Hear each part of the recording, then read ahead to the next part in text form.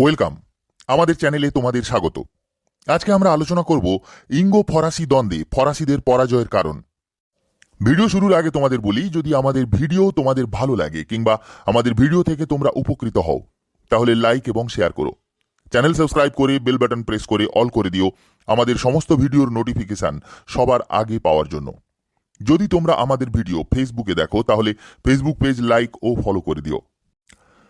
ইঙ্গো ফরাসি দ্বন্দ্বের কারণে দক্ষিণ ভারতে 3টি ইঙ্গো ফরাসি যুদ্ধ বা কর্ণাটকের যুদ্ধ সংঘটিত হয়। তৃতীয় কর্ণাটকের যুদ্ধে ভারতের ফরাসি শক্তি চূড়ান্তভাবে পরাজিত হয় এবং ভারতে ইংরেজদের আধিপত্য প্রতিষ্ঠিত হয়। ইঙ্গো ফরাসি শক্তি পরাজয়ের বিভিন্ন কারণ ছিল। প্রথম পয়েন্ট, বাণিজ্যে অবহেলা। বাণিজ্যিক সুযোগ সুবিধা লাভের উদ্দেশ্যেই ইংরেজরা ভারতের রাজনীতিতে অংশগ্রহণ করে, তাই তারা ভারতে যুদ্ধ বা অন্য কোনো পরিস্থিতিতে তাদের বাণিজ্যিক উপেক্ষা করেনি। অন্যদিকে ফরাসিরা ভারতের বাণিজ্যে যথেষ্ট অবহেলা করে এবং বাণিজ্যে ব্যর্থ হয়ে রাজনীতিতে অংশ নেয়, ফলে তাদের সর্বদা ইংরেজদের বিরুদ্ধে লড়াইয়ে অর্থ সংকটে ভুগতে হয়। দ্বিতীয়ত, ইংরেজদের বাণিজ্যিক সমৃদ্ধি। ভারতে ফরাসিদের তুলনায় ইংরেজদের বাণিজ্য বেশি সমৃদ্ধ ছিল। এই অবস্থায় কর্ণাটকের তৃতীয় যুদ্ধের আগে ইংরেজরা বাংলায় আধিপত্য প্রতিষ্ঠায় সক্ষম হলে বাংলার বিপুল পরিমাণ অর্থ সম্পদও তারা দাক্ষিণাত্যে ফরাসিদের বিরুদ্ধে যুদ্ধে ব্যবহারের সুযোগ পায়। অন্যদিকে ভারতে ফরাসি কোম্পানির অর্থাভাব ছিল প্রবল। পরের পয়েন্ট, নৌবহরের অভাব। ভারতে বিদেশিদের আধিপত্য প্রতিষ্ঠার জন্য শক্তিশালী নৌবহর থাকা অত্যন্ত প্রয়োজন ছিল। ইংরেজরা তাদের শক্তিশালী নৌবহরের সাহায্যে ভারতের সমুদ্র উপকূল নিয়ন্ত্রণ করত। ইঙ্গো ফরাসি যুদ্ধেও ইংরেজরা নৌবহরের সুবিধা পায়।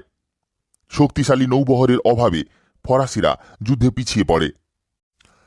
পরের পয়েন্ট, শিল্প বিপ্লব। অষ্টাদশ শতকে ইংল্যান্ডে শিল্প বিপ্লব সংগঠিত হলে ইংরেজরা স্বদেশের কলকারখানাগুলির জন্য কাঁচা মাল সংগ্রহে এবং উৎপাদিত পণ্য বিক্রির জন্য বাজার দখল করতে অত্যন্ত উৎসাহ ও তৎপরতা দেখায়, কিন্তু ফরাসিদের মধ্যে এরূপ উৎসাহ দেখাই যায়নি। পরবর্তী পয়েন্ট, জনসমর্থনের অভাব। ব্রিটিশ কোম্পানি ছিল জনগণের প্রতিষ্ঠান, এর পিছনে ব্যাপক জনসমর্থন ছিল, কিন্তু ফরাসি কোম্পানি ছিল রাষ্ট্রীয় মালিকানাধীন একটি প্রতিষ্ঠান যার পিছনে কোনো জনসমর্থন ছিল না। তাই প্রথম থেকেই ফরাসি কোম্পানি যথেষ্ট দুর্বল ছিল। আমাদের পরের পয়েন্ট, উপনিবেশ রক্ষায় অনাগ্রহ।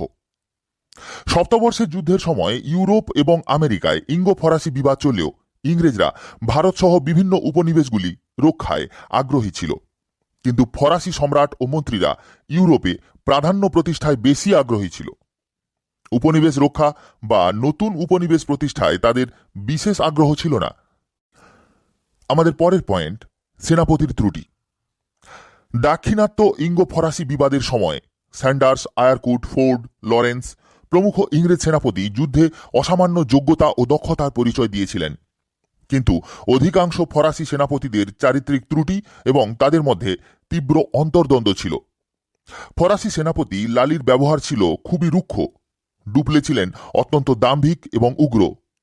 যুদ্ধবিদ্যায় তাদের দক্ষতাও ছিল অনেক কম। অন্তিম পয়েন্ট, ফরাসি সেনাপতিদের ভুল। ফরাসি সেনাপতিদের বিভিন্ন ভুল ত্রুটি ইংরেজদের বিরুদ্ধে তাদের পরাজয়কে অনিবার্য করে তোলে। কর্ণাটকের দ্বিতীয় যুদ্ধের সময় ডুপ্লের কয়েকটি ভুল, ডুপ্লের অপসারণ, পরবর্তীকালে লালির নির্দেশে হায়দ্রাবাদ থেকে বুশির অপসারণ প্রভৃতি ইংরেজদের যথেষ্ট সুবিধা করে দিয়েছিল।